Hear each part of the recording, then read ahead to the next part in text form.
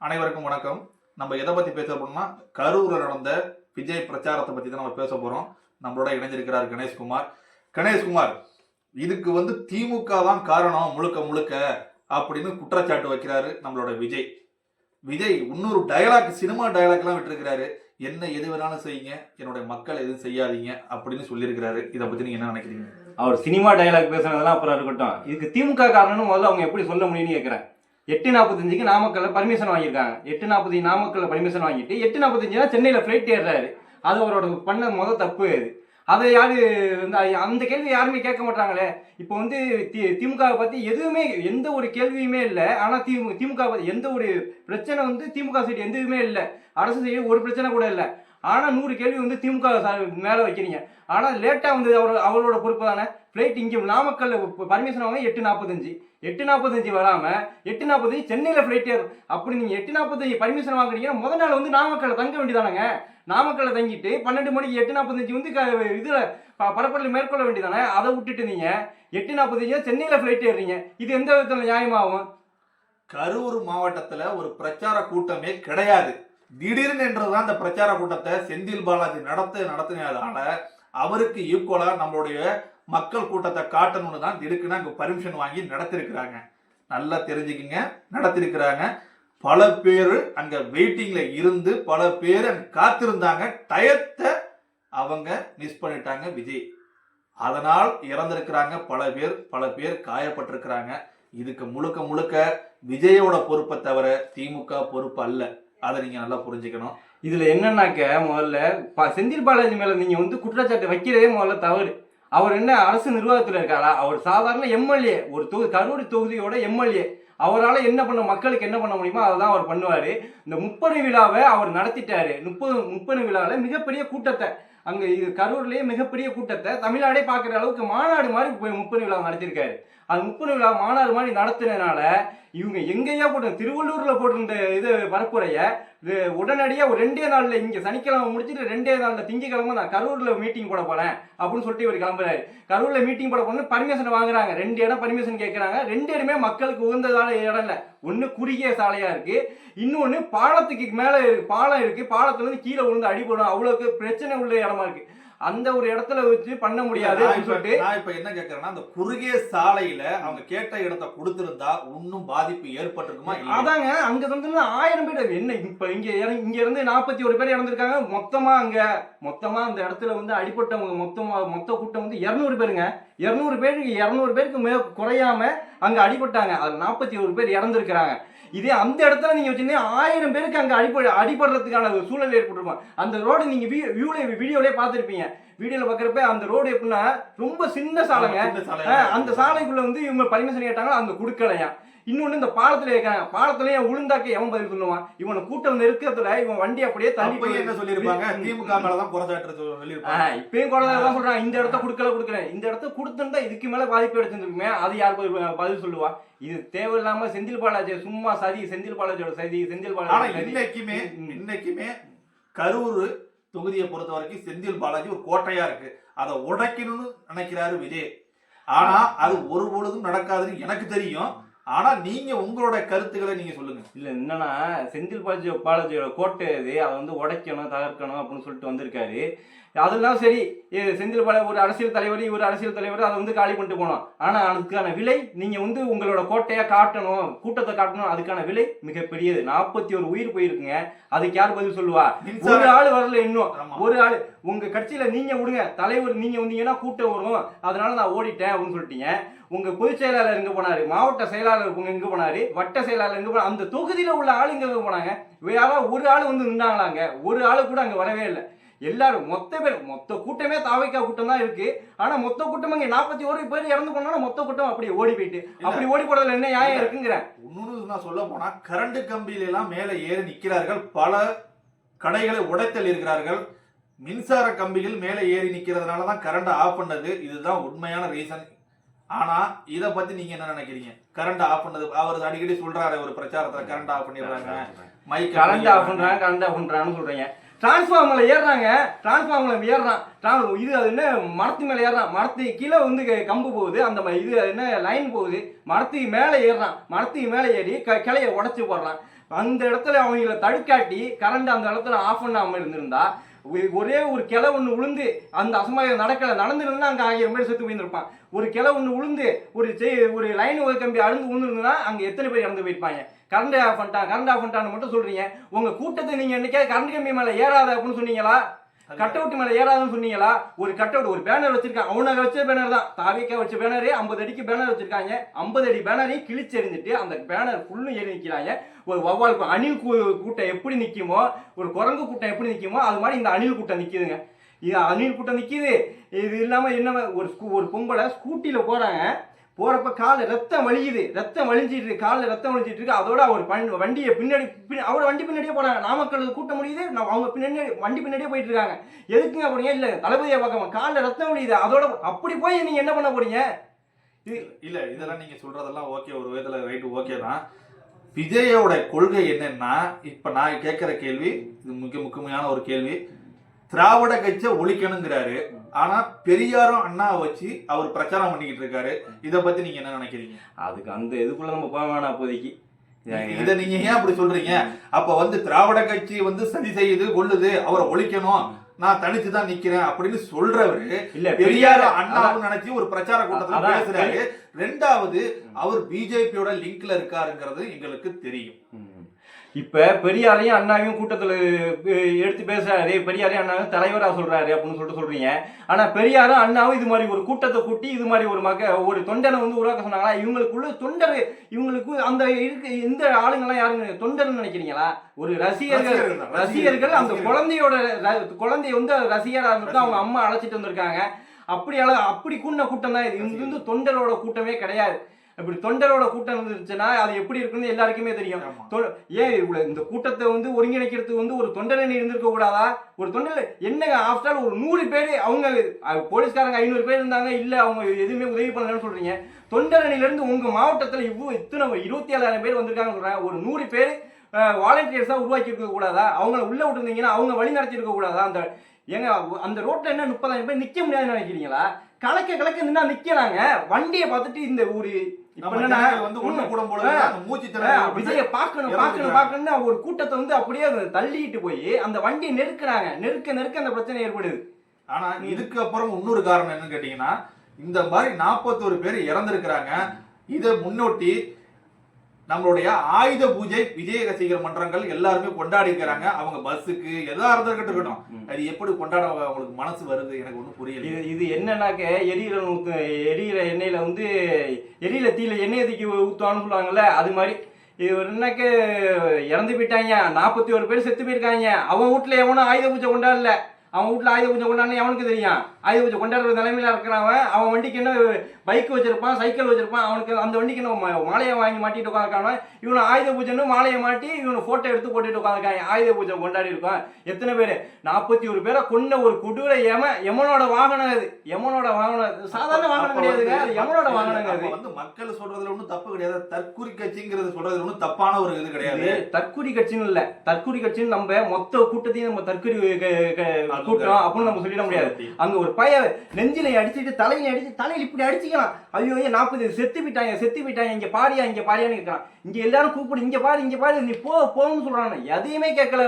ஒருத்தர் ஊமையா ஒருத்தர் பேசுறாருங்க. இந்த சைகை மொழியிலே சொல்றாரு, இங்க 5 பேர் இறந்து கிடக்குறாங்க, அவர் பேசிக்கிட்டு இருக்காரு அப்படின்னு சொல்றாங்க. அதுக்கெல்லாம் இவர்கிட்ட என்ன பதில் இருக்கு? இவங்க ரசிகரை வச்சு தொண்டரெல்லாம் வச்சு இல்லைங்க. இது இப்ப தமிழ்நாட்டில் இந்த வடக்குல நடக்குது இல்லைங்க, அது என்ன சாதி வெடி மத வெடி தூண்டுறது. அது மாதிரி இந்த தமிழ்நாட்டுக்குள்ள புதுசா இந்த சாதி வெடியும் மத வெடியும் வச்சு நீங்க பெருசா இவங்களால அரசியல் பண்ண முடியல. ரசிக வெறின்னு ஒன்று எடுத்துட்டு ரசிக அந்த சினிமா மோகத்தை காட்டி இவங்க ரசிக வெறின்னு ஒன்று தூண்டி இவங்க எதை பத்தியுமே அங்க செத்து போன 41 பேரை பத்தி கவலையே கிடையாது. இங்க ஏதாவது இங்க செத்து போயிட்டாங்கன்னாக்க நீ திமுக காரணம் தானே, நீ திமுக கைக்கூலி தானே. நேத்து போய் சொல்றாங்க கோர்ட்ல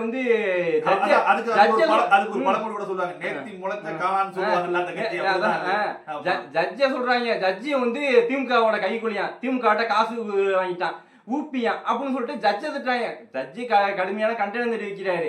தவறு உங்க மேல இருக்கிறதுனால கண்டனம் தெரிவிக்கிறாரு. ஒரு மனிதாபிமானத்தை அடிப்படையில ஒரு தார்மீக பொறுப்புங்க, எதுவுமே கேட்கலங்க. டிவிக்கு தானே இந்த இது பரப்புரை மேற்கொண்டது. பரப்புரை மேற்கொண்டது அவங்க என்ன பண்ணியிருக்கணும், இந்த 41 உயிர் போயிட்டு, ஆனா இங்க வந்ததுக்கு நான் தான் காரணம், ஆனா இது என்னோட கூட்டத்தில் தான் நடந்திருக்கு, அதுக்கு நான் ஒரு சின்ன மன்னிப்பு கேட்டிருந்தேன். அந்த ஒரு மன்னிப்பு கேட்கல. இவர் ஸ்டாலினை பார்த்து கேட்கிறாரு, சிஎம் சார் நீங்க என்ன வேணாலும் பண்ணீங்க அரசியல், இது என்ன மனநிலைனாக்க, இது என்ன ஒரு மனநிலைனாக்க, அவங்க ரசிகர்கிட்ட வந்து ஒரு பிரச்சனையை தூண்டி விடுது. இதை வச்சுட்டு என்ன தூக்கி உள்ள வச்சுட்டாங்க. உங்களை தூக்கி உள்ள வைக்க முடியுமாங்க? நான் ஒரு சொல்ல விரும்புறேன், அவர் நீங்க சொன்னதுனால நான் சொல்றேன். அது ஒரு சினிமா டயலாக் மாதிரி தான். ஒரு அஜித் படத்துல தான் அவரோட நண்பர் தான் சொல்லுவாரு அடிக்கடி, அவரோட நண்பர் படத்துல தான் சொல்லுவாங்க, என் ஆளுங்களை தொடர்னா என்ன தாண்டி தொடுங்க அப்படிங்கிற அந்த கதையெல்லாம். இது வந்து சினிமா கிடையாதுல்ல, இது வந்து சினிமா கிடையாது. அந்த இடத்துல என் ஆளுங்களை தாண்டி தொடரான்னு தலை சொன்னாருன்னா அதுக்கான காரணம் என்னன்னாக்க, அவங்க பின்னாடி நியாயம் இருந்தது. உங்க பின்னாடி என்ன நியாயம் இருக்கு? அந்த சினிமா மோகத்திலே நீங்க வந்தாலும் கூட உங்க பின்னாடி நியாயம் இருக்கணும்ல. 41 பேரை செத்தது உங்க காரணம் தானே. இந்த இடத்துல இப்ப பாத்தீங்கன்னா அஜித் என்ன சொல்றாருன்னா, விஜய் வாழ்க அஜித் வாழ்க, அவரோட பேரு சொல்லிதான் சொல்றாரு, நீங்க எப்ப வாழ போறீங்க? ஆனா அஜித் இப்ப நடந்திருக்கிற இந்த கூட்டத்துல பல பேர் உயிர்கள் போயிருக்கு. அப்ப அதுக்கு காரணம் முழுக்க முழுக்க விஜய் மட்டும் தான். அதுதான் உண்மை. இது வந்து திமுக ஒரு குற்றச்சாட்டு சொல்லக்கூடாது, ஒரு தவறான செயல். ஆனா பிஜேபி அவங்களை ஏக்குது, அது நல்லா எல்லாருக்கும் தெரியும். பிஜேபி இயக்கிட்டு தான் இருக்கு. ஆதோர்ஜினா எதுக்கு அடுத்த நாளைக்கு கிளம்பி டெல்லி போகணுங்கிறேன். இங்க இருந்து பார்க்க வேண்டியதாக, மக்களை பார்க்கறதுக்கு ஒரு அளவு இல்லை. ஸ்டாலின் 10 லட்சம் சொன்னார்ல, ஸ்டாலின் 10 லட்சம் சொல்லி அடுத்த நாள் காலையில இருந்து இது சாயங்காலத்துக்குள்ள 10 லட்சம் பணத்தை இல்லை எல்லாரும் வீட்டுக்கும் சரவணம் பண்ணிட்டாங்க. யார் யாருக்கு அடிபட்டுதோ அவங்க எல்லாரும் வீட்டுக்குமே அந்த 1 லட்ச ரூபா சொன்ன நிவாரணத்தை எடுத்துட்டு போய் கொடுத்துட்டாங்க. உங்க கட்சியில 20 லட்ச ரூபா சொல்லியிருக்கீங்க, அடிப்பட்டவங்களுக்கு 2 லட்ச ரூபா சொல்லியிருக்கீங்க. அந்த காசை இது வரைக்கும் யாராவது போய் எடுத்துட்டு போய் கொடுத்துருக்கீங்களா? உங்க தாய் டிவிக்குல இருந்து யாராவது ஒரு ஆள் போய் இது வரைக்கும் பார்த்துருக்கீங்களாங்க? இப்பதான் அவங்க வந்து அதுக்கு சம்பாரிச்சு மொத்த கவர்மெண்ட்டுமே லிஸ்ட் போட்டுட்டு யார் யார் செத்து போயிட்டு இருக்காங்கன்னு அந்த லிஸ்ட் எடுக்க முடியாதா? இவங்க தனியா இவங்களுக்கு போய் தனியா லிஸ்ட் எடுக்க சொன்னாங்க. அப்படி லிஸ்ட் எடுத்து என்ன பண்ண, உங்க கட்சி என்ன இது அரசு என்ன சொல்லிடுவா, அந்த அரசு யார் யாருக்கு பணம் கொடுத்துட்டு அந்த ஒரு கணக்கு எடுத்து அவங்களுக்கு பணத்தை கொடுத்தா போகுது. இவங்க தனியா லிஸ்ட் எடுக்கிறாங்க. இவர் கட்சி தலைவர் கிடையாது, புஷி ஆனந்த் மாவட்ட இது பொதுச் செயலாளர் கிடையாது. பொதுச் செயலாளர் பேசுற பேச்சா ஒரு மாவட்ட செயலாளர் வந்து கண்காட்டி விட்டுட்டு போறாரு. எனக்கு இதுக்கு சம்பந்தம் கிடையாது, என்ன வந்து எப்படி நீங்க கைது பண்ணுவீங்க? இது ஆர்கனைஸ் பண்ண ஒரு மாவட்ட செயலாளர். இப்படி எந்த கட்சியாவது சொல்லுவாங்க? இதே 2011 நினைக்கிறேன், திருவாரூர்ல பூண்டி கலைவாணனை அரெஸ்ட் பண்றாங்க. அரெஸ்ட் பண்றதுக்கு நிற்கிறான். நான் இருக்கிறப்ப நீ பூண்டி கலைவாணன் வந்து அரெஸ்ட் பண்ணுவியா அப்படின்னு சொல்லிட்டு தளபதி அப்ப துணை முதல்வராக இருந்த தளபதி வந்து முன்னாள் துணை முதல்வராக இருந்த தளபதி வந்து ரோட்ல உட்கார்ற. அதான் ஒரு தலைவனுக்கான பண்பு. ஒரு மாவட்ட செயலாளர் மாட்டிக்கிட்டான், அவனுக்காண்டி நம்ம என்ன பண்ண முடியும்? ஒரு தலைவனே வந்து ரோட்ல உட்காரான். அப்படி நீங்க பண்ணிருக்க யாராவது ஒருத்தன் அதுக்காக எதுவும் பதில் சொல்றீங்களா? அது எந்த ஒரு இதுவுமே கிடையாது. உங்க பொதுச் செயலாளரே உங்களாலேயே மாட்டி விட்டுட்டு போறாரு. இந்த கூட்டம் நடந்தது இல்லைங்க, இந்த கூட்டத்துக்கு ஒன்று இந்த ஆர்கனைஸ் பண்ணியிருக்கோம்ல, உங்க இதுல மருத்துவர் அணின்னு ஒரு அணி இருக்கு. அந்த மருத்துவர் அணி எத்தனை பேருக்கு மருத்துவம் பார்த்துருக்காங்க? இந்த இறந்து போன 40 பேர் உங்க கட்சிக்காரங்க, ஒரு 200 பேர்ட்டு ஒரு 150 பேர்கிட்ட உங்க கட்சிக்காரங்க தான் அங்கே அடிபட்டு போனதும். அவங்க மொத்தமா இந்த 200 பேருக்கு மருத்துவர் அணி, உங்க கட்சியில மருத்துவர் அணின்னு போட்டிருக்கீங்க, ஒரு 10-15 பேரை போட்டிருப்பீங்கல்ல. அதுல எத்தனை பேர் அங்க போய் உங்க கட்சி ஆளுங்க, உங்க மருத்துவர் அணி எத்தனை பேர் அங்க போய் வேலை பார்த்திருக்காங்க? அங்க யாருக்காவது ஏதாவது உதவி பண்ணியிருக்காங்களா? ஒரு டிவிக்கேக்காரனை காட்டுங்க. இல்ல, இதை நான் அடுத்தது கேட்கணும்னு நினைச்சேன். நம்ம வேதாரண்யம் நகரம் நாகை மாவட்டத்துல விஜய் ரசிகர்கள் நிறைய பேரை ஒன்று கொண்டாங்க. 2வது நாகை மாவட்டத்துல புத்தூர் ரவுண்டானால ஒரு சொன்னார், அவர் டைலாக்னே சொல்லலாம், இங்க வந்து தண்ணி வசதி இல்ல அப்படின்னு சொன்னாரு.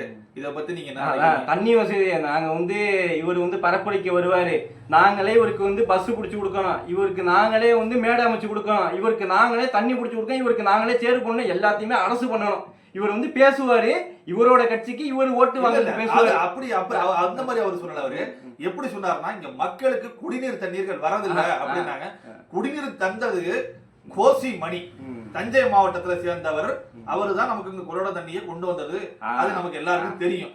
ஆனா விஜய் அவர்கள் என்ன சொல்லியிருந்தாருன்னா, இங்க குடி தண்ணீர்களுக்கு மக்களுக்கு பாதிப்பு அதிகமா இருக்கு அப்படின்னு ஒரு பிரச்சாரத்துல அவர் சொல்லியிருந்தாரு. குடி தண்ணீருக்கு மக்கள் பாதிப்பு அதிகமா இருக்குன்னு சொன்னவரு அவங்க கூட்டத்தில் 41 பேர் செத்து போனாங்களே, 150 பேருக்கு அடிபட்டு போனுச்சு, 27 பேர் கூண்டாங்களே, அவங்களுக்கு ஒரு தண்ணி பாட்டில் கொடுத்துருந்தா இந்த பிரச்சனை இருந்திருக்குமா, இவ்வளவுக்கு சீரியஸா இருந்திருக்குமா? அவங்களுக்கு தண்ணி கூட கிடைக்கலங்க, தண்ணியில சாப்பாடுல காலையில நிக்கிறான். காலை 12 மணிக்கு நீங்க கரூர் வரணும்னு சொன்னீங்க, காலைல 7 மணில இருந்து நிக்கிறான், 7 மணில இருந்து கூட்டம் நிக்கிறான். வரிசையா அவன் ரசிகர்கள் வந்து நிக்கிறான்னா நீங்க ஒரு 3 மணிக்கு அட்லீஸ்ட் ஒரு 3 மணிக்கு 4 மணிக்கு வந்திருந்தா கூட இந்த கூட்டம் வந்திருக்க. கூட்டம் கூடணும், அந்த இது சனிக்கிழமை காசு வாங்கினா வரட்டும், மொத்த கூட்டமும் கூட்டட்டும், அதுக்கப்புறம் நம்ம போய் பரப்புரை மேற்கொள்ளுவோம். இது வந்து என்ன மாதிரி ஒரு இதுனா ஒரு சைக்கோ பிம்பத்தை வந்து ஏற்படுத்துறாருங்க. இவர் வந்து ஒரு தலைவனாவோ ஒரு கட்சிக்கு வந்து ஒரு தலைவனா ஒரு சினிமாக்காரனா கூட இல்லை, இவர் வந்து ஒரு சைக்கோத்தனமான ஒரு செயலில் தான் இவர் ஈடுபடுறாரு. என்னன்னாக்க இந்த கூட்டம் நடந்துச்சு இல்லைங்க, அந்த இதில் வந்து இப்போ ஆர்கனைஸ் பண்ண வேண்டியவங்க மாவட்ட செயலாளர், வட்ட செயலாளர், நகர செயலாளர், அந்த வார்டு செயலாளர் முதற்கொண்டு யாராவது உங்க வேலை பார்த்துருக்காங்களா? வேலை பார்த்ததுக்கான என்ன ஆதாரம் இருக்கு? ஏதோ 2-3 வீடியோ தூக்கி வந்து எடுத்து போட்டு போவீங்க நீங்க. ரெண்டாவது நீங்க சொல்றது கரெக்ட் தான். ரெண்டாவது பாத்தீங்கன்னா இப்ப நாகை மாவட்டத்துல இந்த புத்தூர் ரவுண்டானால பாத்தீங்கன்னா மிகப்பெரிய வந்து சேதாரங்களுக்கு ஏற்படுத்திருக்காங்க. ஆமா ஆமா, பேராலயத்தோட காம்பவுண்ட் எடுத்துட்டு போறாங்க. இங்க வந்து எவ்வளவு அமௌண்ட் 50,000க்கோ 1,00,000க்கோ என்னமோ ஒரு அமௌண்ட் நாகப்பட்டினம் சேதத்தை ஏற்படுத்திருக்காங்க. ரெண்டாவது பாத்தீங்கன்னா இதுல இன்னொரு குற்றச்சாட்டு என்னன்னு கேட்டீங்கன்னா, அஜித் அவர்கள் என்ன சொல்லியிருந்தாருன்னா, என்னை அரசியல்ல பயன்படுத்தாதீங்க அப்படின்னாங்க. அப்படி ஒரு கட் அவுட்டும் அதுல இருந்துச்சு. விஜயகாந்தும் அஜித்தும் இருக்கிற மாதிரி, விஜய் நடுவுல இருக்கிற மாதிரி ஒரு கட் அவுட் வச்சிருந்தாங்க. அரசியல்ல விஜயகாந்த் இருக்கிறாரு வைக்கிறாங்கன்னு சொல்ற ரைட் ஓகே. இப்ப அஜித் அவர்கள் விரும்பவில்லை. ஆனா இது வந்து இது மாதிரி வைக்கிறது வந்து ஒரு தவறான ஒரு இதுதான். இது ரசிகரோட மனப்பான்மைங்க. அவங்க ரசிகர்களுக்கு எதுவுமே தெரியாது, அஜித் என்ன சொன்னாலும் தெரியாது. அஜித்தை இவங்களுக்கு பிடிக்கும், இவங்க வந்து விஜயோட அணில் கூட்டம் தானே, இவங்க அஜித்தை பிடிக்கிறதுக்கு கூட காரணம் எதுவுமே இருக்காது. ஆனா என்ன சும்மா ஒரு விளம்பர நோக்கத்துக்காண்டி அஜித்தை தூக்கிட்டு வந்து இந்த அரசியல்ல வந்து இப்படி காட்டுறது, நாங்க இவங்க இது வந்து அஜித்தோட ஓட்டி இவங்களுக்கு உழுவோம் அப்படிங்கிற மாதிரி இதெல்லாம் ஒரு என்ன இது வந்து ஒரு சீப் பிஹேவியர், அவ்வளவுதான். நம்ம இதை வந்து பெருசாலாம் வந்து எடுத்துக்க முடியாது. இப்ப என்னன்னாக்க ஆதவ அர்ஜுனா இங்க இருந்து அடுத்த நாள் டெல்லி கிளம்பி போறாரு. டெல்லி கிளம்பி போனவங்களுக்கு நேஷனல் செக்யூரிட்டி கார்டு என்எஸ்ஜில இருந்து 2 பேர் பர்மிஷன், 2 பேர் என்ன ஆதவர்ஜுனாலும் என்எஸ்ஜி ஆளுக்கு 2 பேர் போறதுக்கான காரணம் என்ன? என்எஸ்ஜியோட இது யார்கிட்ட இருக்கு? ஒன்றிய அமைச்சர்கிட்ட இருக்கு. ஒன்றிய அமைச்சர் அமித்ஷா கிட்ட தானே இருக்கு நேஷனல் செக்யூரிட்டி கார்டு. அவங்க ஆளு எப்படி இவரோட போறாங்க, இவங்களோட போறாங்க. இது இல்லாம இன்னொன்று பிஜேபியோட ஒரு ஆளு மாவட்ட செயலாளரோட மாநில செயலாளர் ஏதோ ஒன்று இருக்காரு, அவரும் அந்த வண்டியில போறாரு ஆதவ அர்ஜுனாவோட. இவங்க போறதுக்கான காரணம் என்ன? அப்போ நீங்க வந்து பிஜேபியோட கைக்கூலியா இருக்கீங்களா? பிஜேபியோட பி டீமா சி டீமா நீங்க செயல்பட்டு இருக்கீங்களா? இந்த சந்தேகமே பெரிய சந்தேகமா இருக்கு. சந்தேகம் இல்ல, கண்டிப்பா இருக்கிறாங்க. இதுதான் உண்மையான கருத்து. பிஜேபியோட லிங்க்ல தான் எல்லா கட்சிகளுமே இணைந்து இது போயிட்டு இருக்கு. ரெண்டாவது இன்னைக்கு திராவிட முன்னேற்ற கழக கட்சி மட்டும்தான் தனியா நின்று இன்னைக்கு போராடிக்கிட்டு இருக்கக்கூடிய ஒரே கட்சி தான் இன்னைக்கு தமிழ்நாட்டுல திமுக தவிர எந்த கட்சியும் கிடையாது. இதுதான் உண்மை.